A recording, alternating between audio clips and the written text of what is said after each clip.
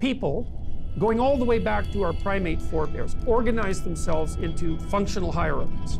Okay, and the hierarchies are complex, and they're not just based on power, despite what the idiot Marxists say.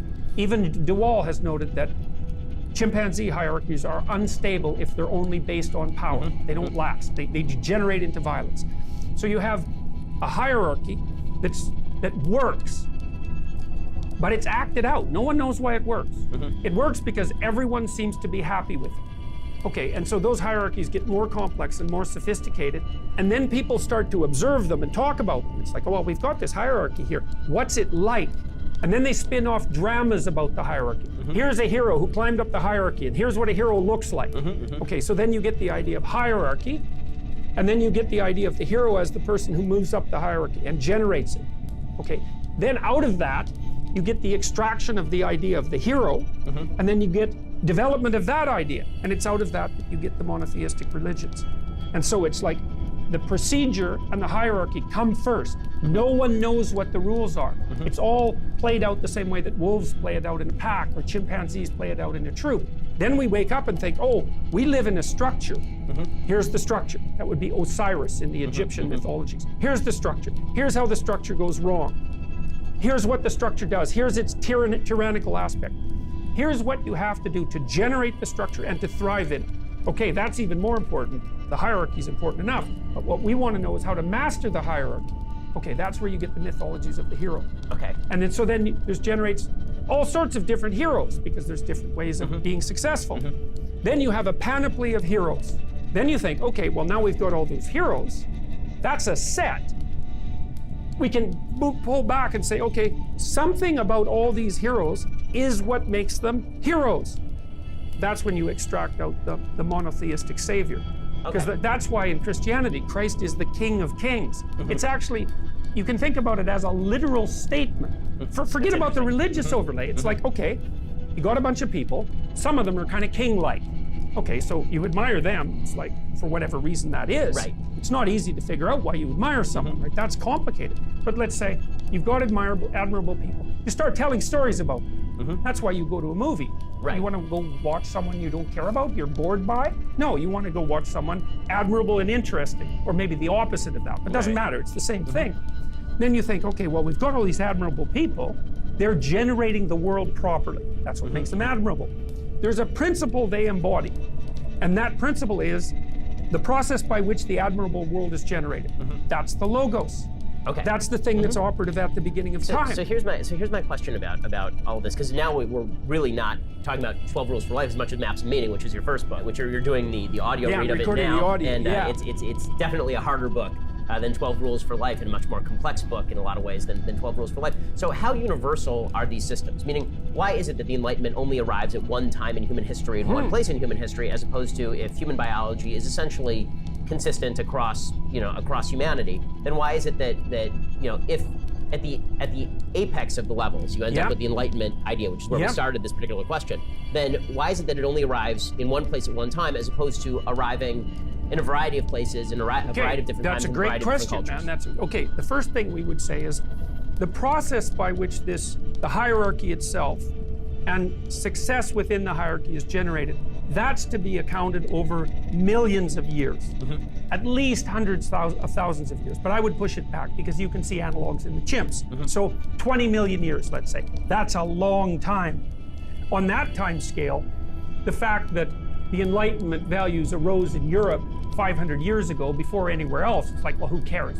It's 5 old men long, right? If you put 5 100-year-old men in line, it's like, it's yesterday, it's this morning. So we've evolved these hierarchical structures. That's our culture. We've evolved ways of maneuvering within the hierarchical structures that are successful.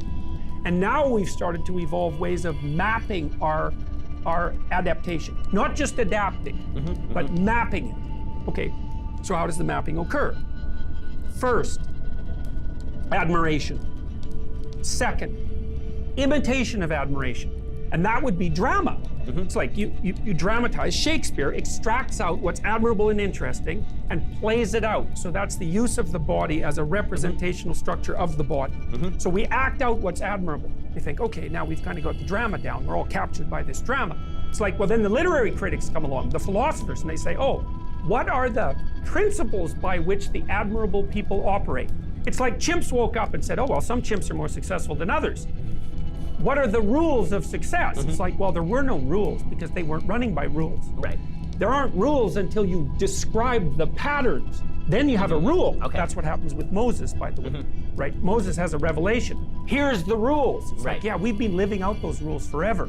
Yeah. But we didn't know what they were because they weren't rules. They were customs. Right. Okay, so you start by mapping your customs in drama and story. And that way you can represent them and you can transmit them.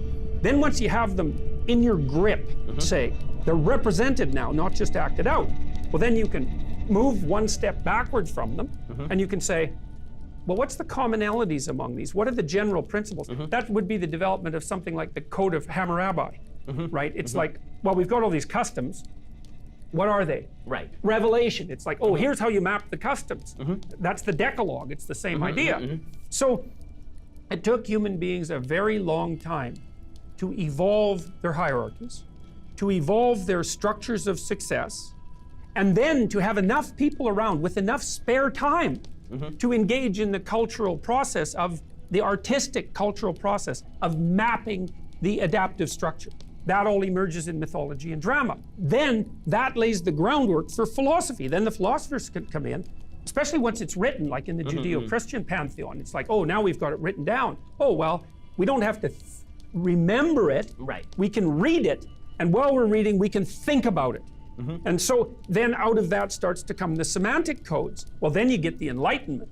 It's like, oh, well, here's a bunch of semantic codes. It's like, yeah, those are great. So this is really interesting because, you know, if you read Pinker or if you read Jonah Goldberg's new book, essentially they attribute the Enlightenment to, Jonah Goldberg calls it the miracle. It's almost as though it accidentally occurred in a certain place in a certain time. Jonah doesn't go quite that far, I think, to be fair to him, but I think that philosophy that this sort of sprang up randomly here is very much embedded in a lot of Sam Harris's thinking, a lot of Pinker's thinking, and you're taking it further back. But I do wonder if this may be an area of actual disagreement between the two of us, which should be fun. Are you attributing the growth of the Judeo-Christian ethic that emerges into the Enlightenment as also accidentally just pushing the timeline further back? No, I don't think it's accidental. Okay. And I'm not making a reductionist argument. So the first thing is I'm going to say this is how religion evolved.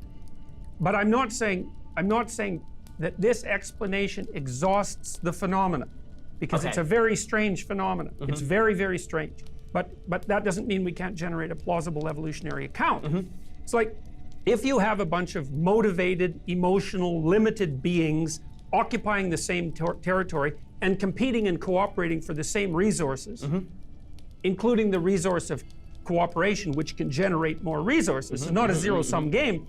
There are going to be patterns of adaptation that emerge from that are similar. So here's a way of thinking about it.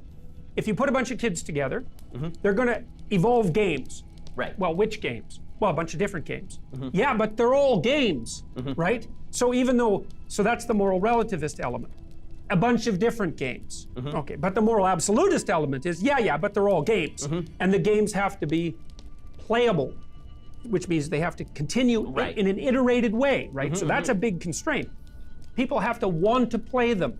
So not only do they have to be games, and comprehensible to everybody and enjoyable, but they have to be self-maintaining, and everyone has to want to play them. Okay, that's the answer to the postmodern conundrum. A plethora of potential ethical implications of the world. An infinite variety. Yeah, okay, fine. Not an infinite variety of pragmatically applicable interpretations. You instantly constrain the universe to what? Well, this is why there's commonalities in mythologies. It's like, if you put enough people together in enough different places, the commonality of the groups of people, because of the grounding in common motivation and emotion and embodiment, because we're embodied, means that they're going to generate hierarchies that are broadly similar, with strategies of success within those hierarchies that are broadly similar, with descriptions of the strategies that are broadly similar. And so you could say, in some sense, the ethic that gave rise to the Enlightenment is in place more or less everywhere. Now, it's tricky because not every hierarchical system is as functional as every other hierarchical system. Some of them can degenerate into tyranny. We're talking about the set of all voluntarily playable games. Right. Something like that, and that can degenerate.